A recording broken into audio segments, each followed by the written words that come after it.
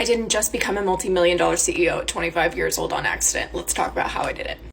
I am often asked how I was able to go from freshly divorced, living on my own in a tiny little studio apartment, barely being able to afford my rent, eating one meal a day so that I could literally feed my dog, to now 3 years later being able to be the CEO of a multi-million-dollar company, because that happened in a very short period of time.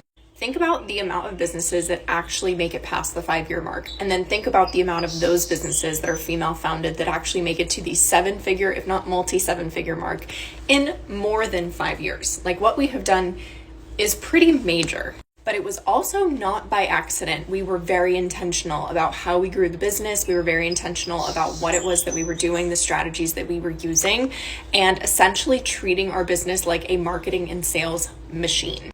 What most business owners don't understand is that in order to globally expand, first and foremost, you always have to prioritize your marketing and your sales.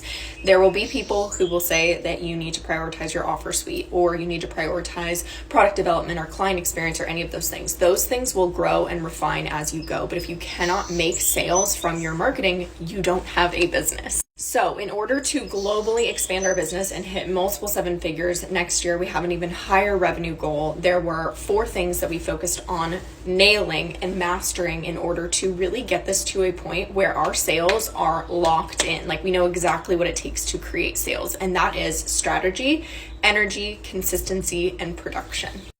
So let's talk about all 4 of these. Strategy, you have to have the right strategy, not just for creating sales anymore. If you are at the multiple 7-figure level and you are trying to scale globally, it's no longer about just creating sales. It's about how many sales can I create from one piece of content, and how can I get the max amount of the right eyes onto my brand or business with the same amount of content that I've been putting out. Once you get to this level, you should have sales nailed. So it's no longer about, oh, how do I create a sale? It's like, how can I get as many eyes onto my brand and business as possible and get them to trust me and buy from me that much faster?